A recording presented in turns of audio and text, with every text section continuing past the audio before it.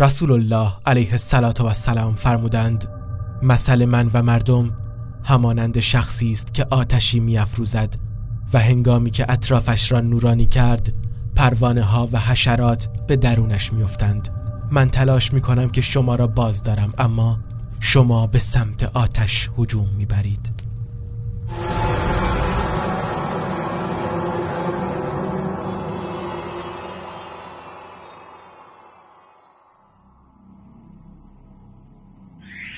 جذب شدن مگس به سمت تله نمونه خوبی برای انسانه. همونطور که مگس کش با جذابیت مگس را به سمت خودش میکشونه ولی در عین حال اون رو از بین میبره، انسان هم حواسش به زرق و برق این دنیا پرت میشه و ممکنه از بین ببرتش. با اینکه خیلی از مردم فریب خوردند، اما بعضیا تصمیم گرفتند که از آتش فرار کنند قبل از اینکه اونها رو در بر بگیره. My name's Eamon, I'm 26. And a couple of years ago I was a club promoter, dancer, you know, big on social media, and just everything that wasn't right in life. I was blinded by shaitan, like the glitz, the glamour. I'd think to myself, being what I was, used to be a dancer, jumping in the middle of a circle and having all eyes on you and making people clap and cheer. I thought that was glamour. I thought that was, wow, what a rush. My name's Noor. They used to know me as Noah. Eamon's my best friend. Been mates with him since high school. We used to go out together, do everything together, you know, the promotions, the festivals, the whole lot, you know. At the time when you're there, you're enjoying it. The way the environment is, girls coming at you, the lights, the music, your heart pounding and, you know, the goosebumps and, you know, the really good feeling that everyone wants to search for. And shaitan did, you know, he beautified everything around me, you know, from women to money to acquiring more. And he made it look so good that you wanted more. And if you took a bit, you weren't satisfied, you still wanted more. And I always felt to myself, I can go out every night, you know, Wednesday to Sunday night and just party and hang out and meet people and socialize. And I'm not hurting anyone. In the actual sense, I was hurting myself. با اون همه مهمونی مختلط و موزیک و رقص و مشروب، چیزی که اسمش اون موقع عشق و حال بود، طولی نکشید که ایمن و نور احساس کردند انسان‌های پوچی هستند که پشت زرق و برق دنیا قایم شدن. Night in, night out, you go out, you think you had a good night out, but once you rest your head on that pillow, you realize the emptiness that's in your heart. You know, you just went to sleep and everything you just did was a waste. I had a really big night. I think the next day when I woke up in the hotel, I just kind of stood for about half an hour and sat there and thought, is this it? Like, is this what life is? You know, like work Monday to Friday, go out on the Saturday. And I thought at that time, there has to be something more to it. The time came and I started to realize to myself, what am I doing? You know, well, what's the purpose of this? Why am I in this scene anyway to begin with? And when I started to realize to myself, I actually sat down, I still remember this day.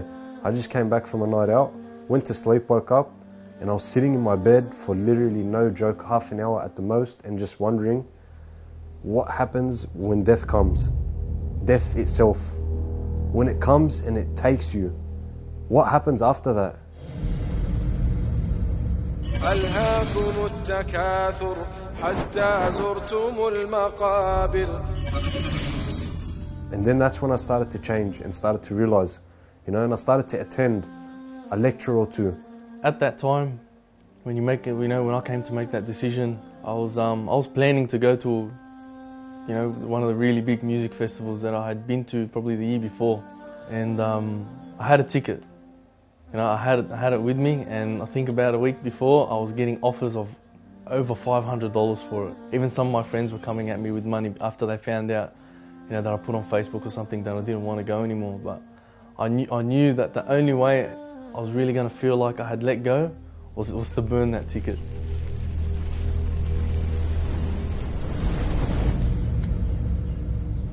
So I burnt it. And one day after work, just went into the car park, threw it on the ground, and, you know, got a lighter off someone and torched it. It was probably the best feeling of my life, one of the best feelings I've ever had till today. نور و ایمن هر دوشون بعد از اینکه تصمیم به تغییر گرفتن متوجه شدن که باید برای این راه بجنگن و اینکه شیطان پیش هر دری منتظرشون وایساده. One thing I realized about being in this scene is one thing that shaitan, the devil, threatens you with is being alone. You know, he threatens you that if you leave these people that you're with in the circle, you have no one, which is completely false. At one point it was actually only me and Noor, you know, as mates and as brothers. But then through Islam and as we started to practice our deen, we started to realize the brotherhood became bigger. 10 grew to 20, 20 grew to 30, 40 grew into an amount that you can't even explain. You know, sometimes you go pray at another mosque that's completely out of your area and you meet someone that has seen you before, or you've seen them, and they're like, oh, I remember you, brother, you know, you were sitting at this talk, or I met you at this dinner, or I met you at this fundraiser. It's an amazing feeling because that person's coming up to me just to say hello. He doesn't want money from me. He doesn't want fame. He doesn't want entry into a place that, you know, that he wants to go in. He just wants to speak to me because that's what Islam is about. Love.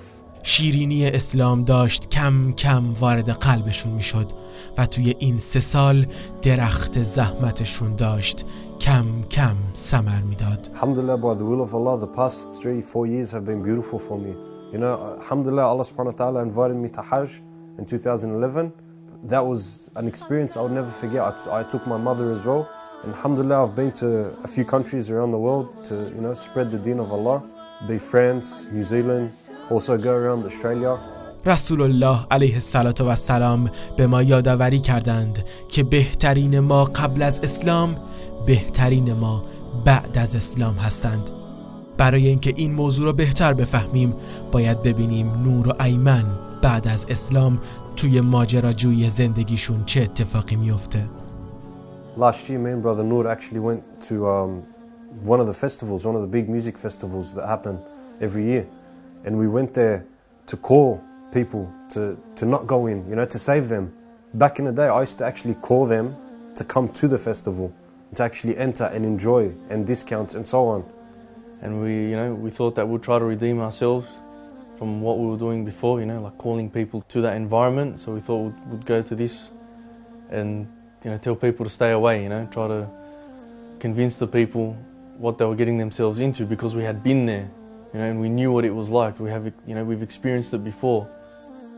ایمن و نور اولین کسایی نیستند که همچین تغییری کردند و مطمئناً آخرین اونها هم نبودند، ولی با همه اینها خیلی از مسلمان ها هستند که دارن وارد همین تله ها میشند و فریب نور زرق و برق دنیا رو میخورن.